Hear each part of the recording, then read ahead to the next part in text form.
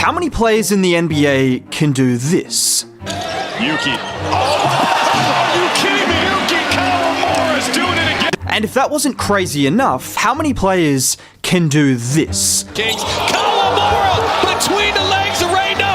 Unless you've been living under a rock, you've probably heard of Yuki Kawamura, the man who, despite being nearly 2 feet smaller than Victor Wembanyama, was able to dominate and beat France in last year's Olympics. The man who is a wizard with the ball, the most popular basketball player in all of Japan, and Ja Morant's right-hand man. Or at least, he used to be, because after spending last year with the Memphis Grizzlies, Yuki Kawamura has spent this year's Summer League playing with the Chicago Bulls. And not only has he had more highlight-worthy passes in 5 games than most players have in an entire career, he's had the numbers and impact to back up the highlights, averaging over 10 points, 6 assists, and shooting 42% from 3. And when you look at the impact he's had, and the energy he brings to the Bulls, I don't think it's crazy to suggest there is a real chance he could and should play NBA minutes next year. And clearly the Bulls don't think it's crazy either, considering they just signed him to a 2-way contract. And obviously, when talking about Yuki, there is one place to start. It's not his height or his nationality, which are both unique. His most unique trait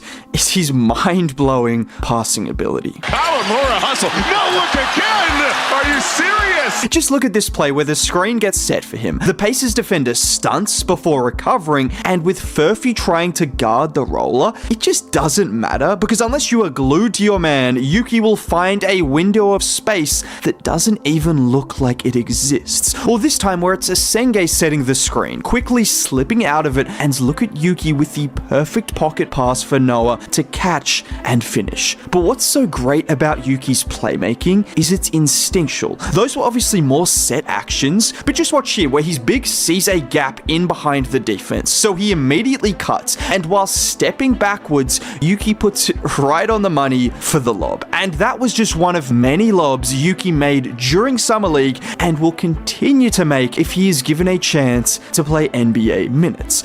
Shining in the final of Summer League. That's Kawamura's pass. What you'll also see from a lot of these clips is the pace. Yuki is a guy who loves to get out and push the pace. Honestly, there are some similarities to a Bull who was just traded in Lonzo Ball. High volume 3-point shooters who both love to get out in transition and find athletes running the floor. Now obviously, Yuki is nearly a foot smaller than Lonzo, but from a vision perspective, he's right up there. And that height clearly doesn't impact him when he's seeing over the defense or seeing around the defense, I should say. And what was really noticeable in these Summer League games was the connection he had with the Bulls' 2 youngest players, Matas Buzelis and Noah Asenge. This right here is why I believe Yuki Kawamura should get minutes for Chicago next year, because if they want to develop their 2 highest upside players, 2 guys who are both incredibly athletic and thrive in transition, what better way to help them than an incredible playmaker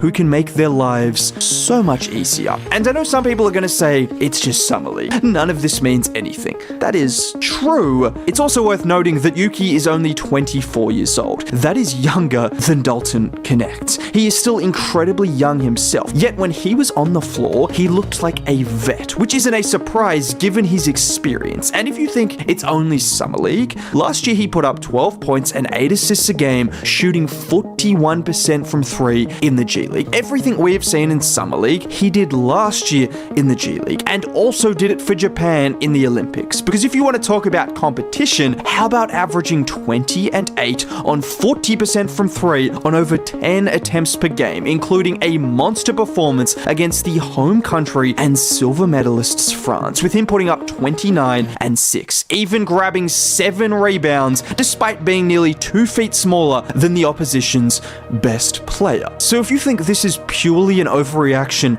to Summer League, he has been doing this at every level for multiple years now. This is not just a guy who makes fancy passes and is a fun highlight player given his size. No, he is a legitimately very very good basketball player. But what will really determine just how far he can go in the NBA is not only his defense, which I will talk about, but it's his three-point shooting. At his size, I don't need to tell you, it's hard for him to score at the rim, but he knows that, and he makes sure that he is going to live and die by the three. And as I mentioned, he shot 41% from three over an entire G-League season, and just shot over 40% during Summer League as well. If he can continue with those kind of numbers in the NBA, that would make him a very, very serviceable backup point guard at the least. Just watch him here where he gives the ball up, gets it back, and he just loses the defender with that quickness before the quick trigger. Or how about here with the jab step and no hesitation with a much bigger defender right in his face. And one thing about his shooting that is really important is the arc he gets on that shot. When he is coming up against defenders that are sometimes a foot or even more taller than him, the arc he gets on that shot can be the difference between him getting blocked and him making the shot. And he has become accustomed to taking those difficult threes because that's what his game is built around. Shots that look incredibly difficult for everyone else, that is just what Yuki Kawamura has to do and will continue to do to get on an NBA floor. Now, the other aspect of his game that will obviously need to hold up is his defense. Teams are going to target him. No matter how much effort he puts in, no matter how much energy he plays with, the size will lead to teams targeting him. But he can still make them pay on the other end because his biggest strength has to be his quickness, using that speed and that low center of gravity to strip players of the ball. Just look at him here fighting around that screen from the pace is big, and when he doesn't get that steal the first time, he just continues to press, forcing the Pacers player into a backcourt violation. Just look at the tenacity and look at the agility and willingness on that play. He might not have the size, but he definitely has the heart to play defense. Even look at this play. After making a great dime to find a shooter for three, he's immediately full court pressing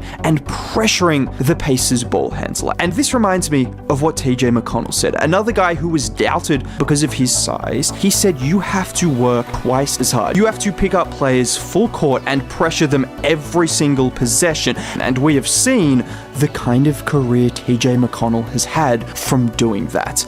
Yuki Kawamura is doing that in Summer League, so I can guarantee if he gets on an NBA floor, he will be doing that every single possession of every single game. And these are the kind of players that prove you can succeed in spite of your size if you take advantage of the gifts you have elsewhere. And Yuki Kawamura is a gifted basketball player. Now, if you made it all the way to the end of the video and want to see more content like this going forward, subscribe to the channel. It's free. Dropping a like would be cool.